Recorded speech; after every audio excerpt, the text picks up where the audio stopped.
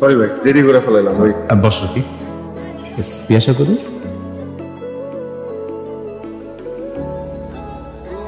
এ হলো রকি। এই তাহলে সে যার কথা তুমি অনেক বলো। Hello Rocky.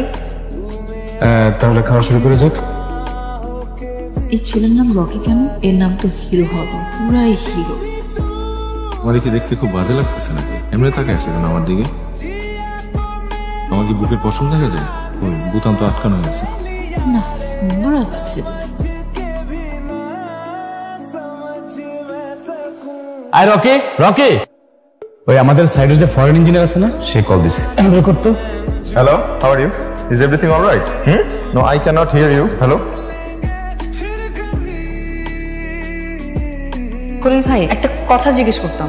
জি আপু, শিওর। রকিকে দেখে তো ওয়েল এডুকেটেড ফ্যামিলির ছেলেই মনে হয়। ওয়েল এডুকেটেড তো হবেই, কারণ ও তো ঢাকা ইউনিভার্সিটি থেকে পড়াশোনা করছে। আসলে হ্যাঁ, ও ঢাকা ইউনিভার্সিটি থেকে পড়াশোনা করার পরে আমাদের এই এলাকার কলেজেও প্রভাষক ছিল।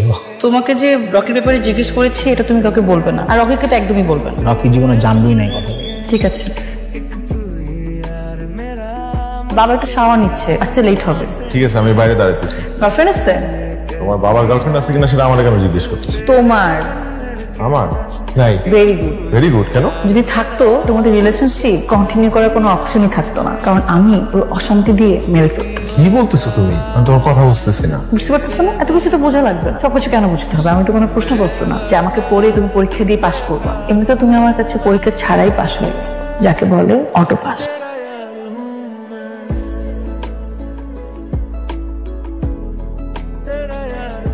তুই নিচে যা, আমি সিগারেটটা শেষ করে আইতেছি। আরে কি করলো এটা? সিগারেট তো খাওয়া যাবে না রকি, সিগারেট খাওয়া পছন্দ না। এই 2 দিন যাবত আমার লগে যা করতেছে এটা কি ঠিক হইতেছে? সিগারেট খামু কি খামু না এটা পুরোপুরি আমার পার্সোনাল ব্যাপার। আমার কাছে তো তোমার পার্সোনাল বলে কিচ্ছু নাই। আমার যেটা ভালো লাগে আমি সেটাই করবো। কোনো সমস্যা রকি? অবশ্যই সমস্যা। তুমি ইম্যাচিওর একটা মেয়ে, আমি ম্যাচিওর। এই কারণে আমার মনে হচ্ছে তোমার আমার লাইন আনতে হইবে। আমার বয়স 24। ছেলেদের থেকে মেয়েদের ম্যাচুরিটি তাড়াতাড়ি আসে। এই আজকে থেকে এটা আমার। আমার কিছু ছেঁচড়া বন্ধু আছে, আমি নতুন যাই কিনি আর টান দিয়ে নিয়ে যাই। শোনো, আমি না ঘুরে পেঁচে কোনো কথা বলতে পারি না, যা বলি সরাসরি বলি। আমি তোমাকে ভালোবাসি রকি। আস্তে, পাগল হয়ে গেছে নাকি? তোমার বাপরে আমি ভাই ডাকি, জামশেদ ভাই। এখন ভাই ডাকতেছো, পরে শ্বশুর আব্বা ডাক। সেমনি পাগল। সুস্থ মানুষেরা না সত্যিকারে ভালোবাসতে পারে না। যারা সত্যিকারে ভালোবাসে তারা একটু পাগলই হয়, বুঝছো? বুঝাই দে। তুমি আর বাসায় আসো না কেন? আমার ইচ্ছা, আমি আসি না। তুমি আমাকে ইগনোর করছো না?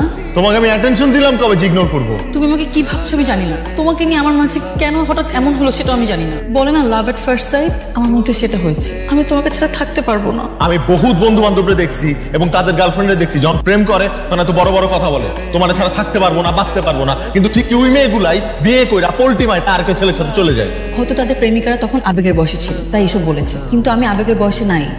তোমার বাবা জামশেদ ভাই আমার জীবন সেট করে দিয়েছে। আমি যদি তার সাথে বেইমানি করি সেই জীবনে আর একটা মানুষকে বিশ্বাস করতে হবে।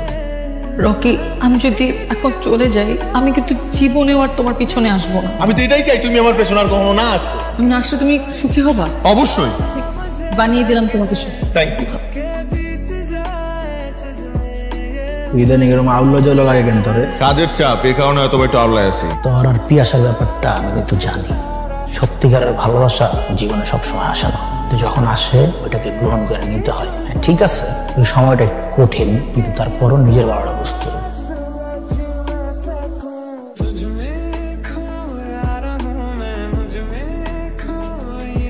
তুমি এখানে কি করছো? না, দূর থেকে দেখলাম তুমি এনে দাঁড়ায় আছো। কদিন আগে রিজেকশন খাইছো তো, তাই ভাবলাম পানিতে ল্যাপটপ দিয়ে মরে না যাও। এখান থেকে চলে যাও, আশেপাশে মানুষ আছে। হ্যাঁ, এই ভয়টা আমিও পাইতাম আগে থেকে, কিন্তু আছে কেন জানি এই ভয়টা পাইতেছি না। আচ্ছা বলো তো, ইদানিং আমার কি হয়েছে? খুব অস্থির লাগে। তোমার কেন অস্থির লাগে এটা আমি কিভাবে বলবো?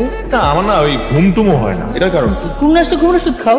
আচ্ছা তাহলে এইটা বলো যে আমি তোমার এত মিস করি কেন? যেখানে যাই খালি তোমারই খুঁজে বেড়াই। তোমার মন তুমি জানো, আমি তো মানুষের মন বুঝি না, মন পড়তে পারি না। যদি পারতাম আমি সবার আগে তোমার মন পড়তাম, তাহলে এত কষ্ট পেতাম না। জীবনে অনেক মানুষের কাছে অনেক চিন্তা কথা শুনছি, কষ্ট লাগে না। আর আজকে তোমার এই সামান্য কথাতেই আমার খুব খারাপ লাগতেছে। সেদিন তোমার মধ্যে যে অনুভূতিটা হয়েছিল সেটা আজকে আমার মধ্যে হচ্ছে। অনেক দেরি করে ফেলেছো। দেখো, মনের উপর তো জোর খাটাই লাভ না। দেখো পিয়াসা, আমি বুঝতে পারতেছি সেদিন তোমার কেমন লাগছিল। আমি তোমার কাছে আরেকটা সুযোগ চাই। তোমার কি মনে হয় তুমি ওই দিন আমাকে যেভাবে ফিরিয়ে দিয়েছো তারপর আমি তোমাকে ভালোবাসবো, তোমাকে আবার সুযোগ দিব? তাহলে কি হলো বিষয়টা? প্রতিশোধ? যখন আমার জীবনে আসতে বলেছিলাম তখন আসো নাই কেন? তখন তো আমি বুঝি নাই যে আমিও তোমাকে ভালোবাসি।